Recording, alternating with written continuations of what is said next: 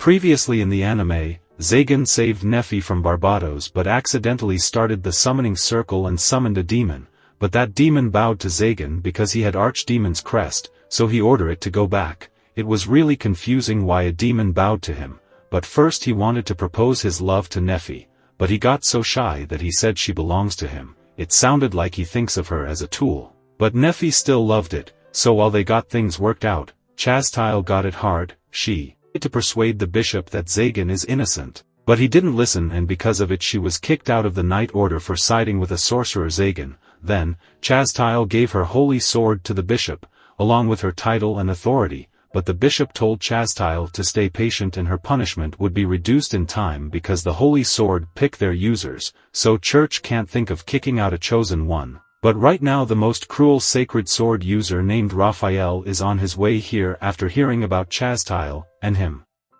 coming here means that he's coming after Chastile. So now she has to be wary because it's clear Raphael wants to get rid of Chastile. Then on the other side, Zagan was searching about his demon crest for 2 weeks straight but found nothing. Their Neffy comes in sneakily, she's too cute and Zagan knew she wants to surprise him. So Zagan didn't react, but Neffy is just too short to reach his eyes. She got caught red-handed, which was embarrassing. So Neffy told him that she wanted to cheer him up because he looked exhausted from all this research. Zagan gets that, but she's just so adorable that he can't think straight. So he asked Neffy why she got here, and she told him she made lunch. She made one heck of a delicious meal which she learned from Manolia. She told Neffy that there is a sorcerer who researches and invents recipes instead of running after power, so Neffy prepared lunch according to him and the dishes turned out to be great. Then for the dessert she made pudding. And Zagan thought Manolia must have done something to Neffy that she got this much recipe out of her. Neffy admits she had to try out those type of dresses in return, but only Manolia saw her, so it's fine. There she brought out the pudding and bro fell in love just from one spoon. But there an intruder came crashing into Zagan's territory and started breaking his barrier and came into the dining hall. Zagan realized it's that a fellow sorcerer who was once chosen for the seat of 13th Archdemon. His name is Valfor and he made it clear he wants to take away Zagan's power. He attacks Zagan but bro blocked it like nothing. Then it goes with the breath attacks and Zagan didn't want his pudding to go to waste, so he knocked him unconscious. But Neffy noticed and showed that it was just a shell and inside was a cute little girl. Zagan realized he just beat a kid, so he wanted to repair his mistake and thought of giving cold medicine, but Neffy stopped him because she was just unconscious, so Zagan brought her to the guest room where she opened her eyes. Right after that she attacks Zagan, but Zagan told Valfor to be grateful because Neffy saved her life.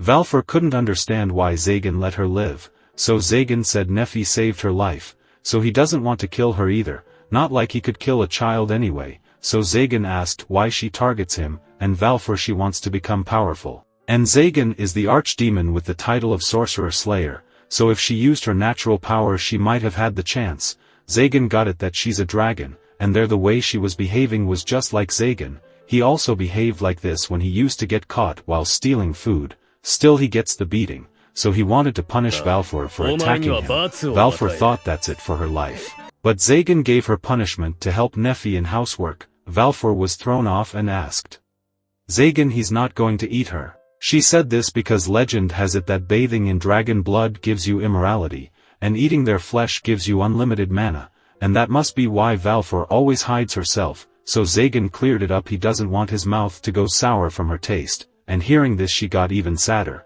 So Zagan remembered that the best way to cheer up a kid is to give them something to eat, so he told Neffy to bring something from the kitchen. And Valfor thought Zagan was up to something, but Zagan said he's just doing charity work. Hearing this, Valfor wanted to throw off the food, but Zagan warned her not to because it's made by Neffy, otherwise he'll kill her. So Valfor got scared and started to eat, and she loved it and digs in more, and Neffy and Zagan felt relaxed to see her like that. So he told Valfor to help Neffy, but Valfor said she could attack Neffy to escape. That's true, but Zagan knows her secret, and besides Neffy is much more powerful than her. Then Valfor started to help Neffy out and she told Neffy that her soup was great. She asked Neffy to call her by her nickname, so Neffy asked for if she's afraid of Zagan. And who wouldn't be since Zagan wields such scary powers, so Neffy told her Zagan does good works with his powers too. Then Neffy asked what will she do after this, and For had realized she was too weak to target archdemons, and this time For asked Neffy why she obeys Zagan, so she told For that despite being a slave, Zagan never treated her like one, so she feels like she belongs here. But unfortunately For had no place to call home. It's such a saddening thing to hear that a kid has nowhere to go. And after that, Valfor began to assist Neffy with her work, and Zagan continued to search for Archdemon's crest, but despite going through books of the old Archdemon, he found nothing.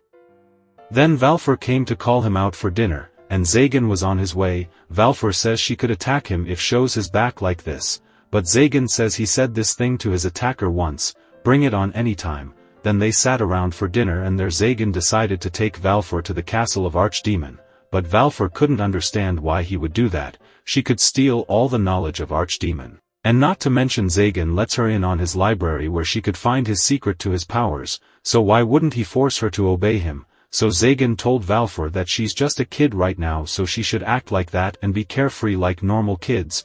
Valfor had never heard something like this so she cried out, and that's why she opened her heart and told Zagan to call her out by her nickname For. She falls fast asleep now that she knows Zagan wouldn't harm her. She was still holding onto a spoon, so Zagan took it off, and Valfor holds his finger and remembers her father. So Neffy felt like she and Zagan had a child, and after 10 seconds, she realized what she said, and the air became extremely intimate, but Zagan feels it's not a bad idea to have a child and start a family with Neffy.